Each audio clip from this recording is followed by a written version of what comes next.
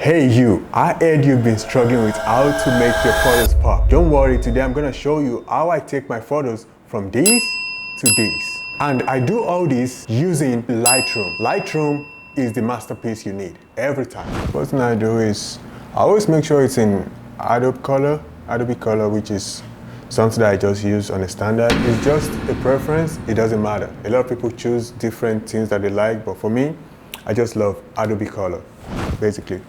So once I'm done with that, then for this picture right now, I can actually see that there's an issue with the exposure a bit, so I increase the exposure a little bit.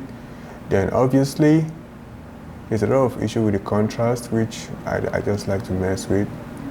The contrast is just that difference between the highlights and the shadows. The highlights are good. What I always want to do in all my photos is to make sure that the highlights and the shadows are just so different from each other. So for me, I think the highlights on the background are okay, but I could just reduce it a little bit, just a little bit. Then after that, then I go after the shadows, which I feel like I increase the shadows just a little bit to my liking, a little bit, so just to make things okay for me. But what I do is, once I reduce the highlights a lot, then I have to increase the white. That's what I do basically.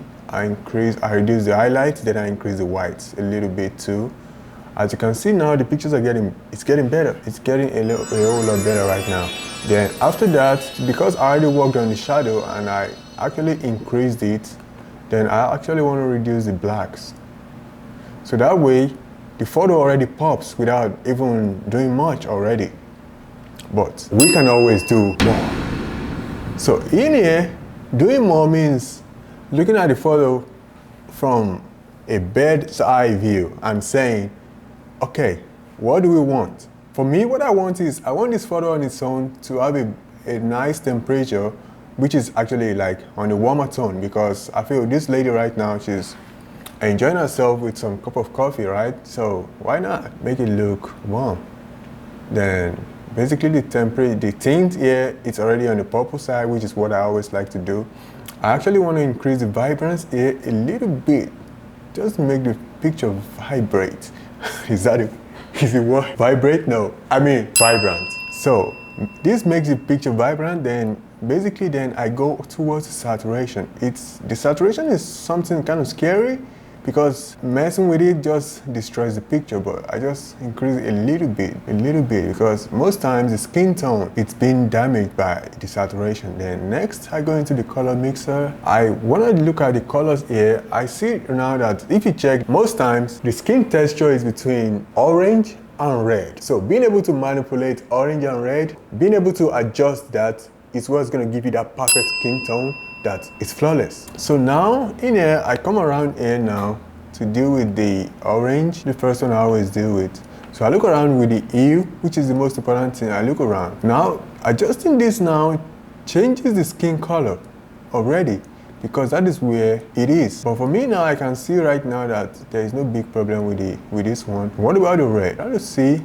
there's something I could do with the red to improve the skin color, but I could see now that there's some red color on the lips. I'm just gonna make it a little bit darker on the dark side of this hue, to make the lips actually pop out a little bit more. Get what I'm saying? So once I've done this, I actually want to work on the saturation of the lips, basically make it a little bit saturated, so that give that feeling, that vibe of a pretty girl enjoying her coffee in the park, right? She has this red lip. That's what I'm trying to give her.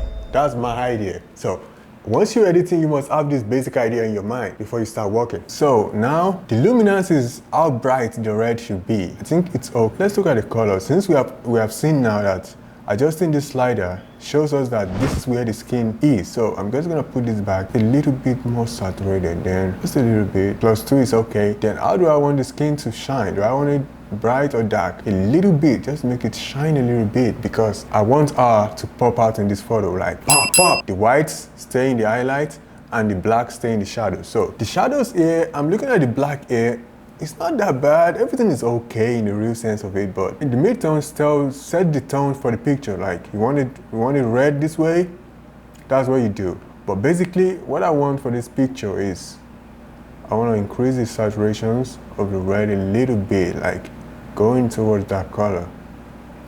I want the whole scene warm. That's what I want for this picture. I want the scene to be warm, so that's what I'm using this for, the midtone. So I'm increasing it towards this color, which is like towards the orange. Then the highlights. The highlights is an important part of the picture, depending on what you want. But for me, I want the highlight to be on the same level with this. So the highlights also complements the midtones basically.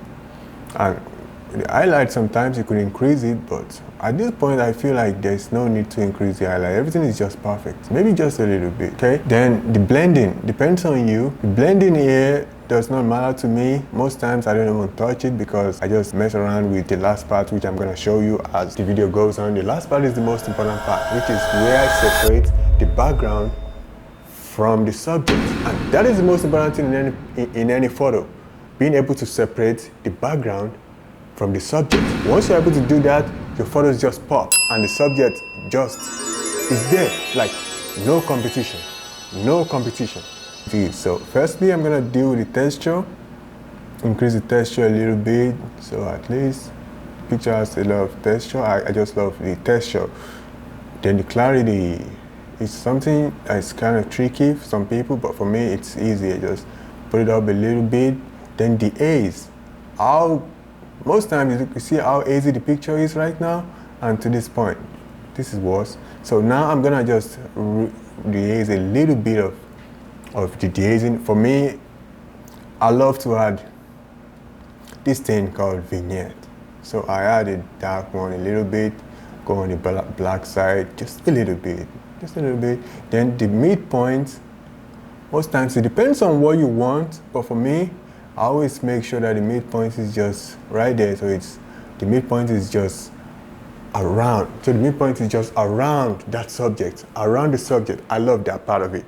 So once you're able to do that, then the roundness is the most important thing here. How round do you want the vignette to be? Like for me, I want it round. This place means square, this place means round. So I want it round. Then once it's round, I want to feather it so that it doesn't actually go too pronounced. So I put it on the feather so it doesn't go too pronounced. So once that is done, then the highlight. How bad do you want the vignette to affect the highlight? Do you want it badly or just a little bit? Right now, the highlights are being affected. So being able to increase this highlight means you're saying that, okay, the vignette should do its job, but should not mess too much with the highlights. So that's what I'm trying to do. I'm trying to bring the highlights back. So once you're able to do that, then you are almost done. Here, I try to see if there is an adjustment with adjustments, but basically it says no adjustment, so that is fine. I took the perfect one.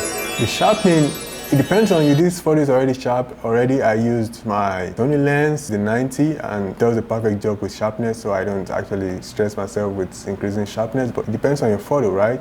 So next, after this stage, what I do next is the masking, which is the fun part.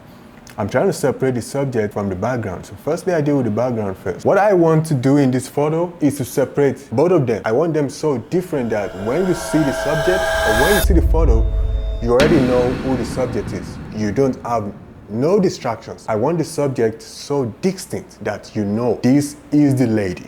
That is what I want. What I do is I actually bring down the temperature a little bit to give the background that blue vibe of an angel coming from an horror movie, something like that, you know, that kind of vibe. So once I give it that, then what I do next is actually deal with the highlights. I cut down the highlights a little bit. Same for the whites. See, as I'm doing this now, you can see that she's coming out stronger from the photo, and it depends on what you want. So I increase the contrast. I make sure that there's a big contrast in the background. Then after that, I deal with the black. It depends on what you want, but this is so crazy, so I'm not gonna go through. That's a lot of blackness there. So in here I try to reduce the black a little bit. See that -2 is a good number right there. Then I try to saturate it a little bit too, make it look nice. Even though the background is gonna be different from the subject in a way that's gonna make it pop out, but I'm still gonna make sure that there's a similarity between the background and the subject. So that scene is created. So it's there, like this picture was taken in this place, not like it was photoshopped. into it, like I've seen many other photos where it happens. So once that is done, I'm gonna have to deal with the texture of the background, which I just increase a little bit. The clarity, sometimes it depends on, for this photo, I might just increase it to make it look nicer. Once I'm done with that, I'm gonna dehaze. Dehazing here, I'm just gonna, a little bit of it. The sharpness is great already. I'm not gonna touch sharpness. Then next mask I'm gonna create will be for the subject. This is where the magic happens. In here, what I want to do firstly is to increase the highlights. As you can see now, it's getting better, right? Then the shadows too. I increase it a little bit here. Then the whites, which is the most important part of the photo right now for me, because the whites is on the nose and then on the cup, even on the clothes. I have to use it so well that it pronounces this photo. So the black is so important here because it's on the hair that she's wearing, it's on the shirt too, it's on the bag she's carrying. So the blacks have to pop out. Same thing for the cup that she's holding. It has black in it. So that black has to pop out. So I have to make the blacks to show up in this photo a little bit. So I'm gonna reduce the black so it shows up a little bit now more. And that's it. So now I have made sure that the background has a kind of cool undertone. Because what I want is like an angel coming out from a horror scene. And the horror scene is always that loveless vibe. But whereas the subject, I want the subject cool, just having a sip of coffee, right? So I'm gonna make sure that she comes in a warmer tone. Is able to convey what I want to portray right in that photo. So I'm gonna increase this a little bit, the temperature a little bit, not too much, but just a little bit. And now it's good. Then tint, it's okay, you're doing good. Tint, texture, everything is okay already, but just a little bit of the texture here. Clarity is fine. Sharpness is fine, but let me just do this for the subject, just a little bit. Just so here, as you can see, right, everything is okay, but what do I want to do next? I want to expose it more. And now, this is what I have right now. So now I'm done. Now I'm able to compare before and after. Which lady would you want to date? This or this? So that's the end of the video, guys. Use Lightroom and it's gonna elevate your photo. That is it.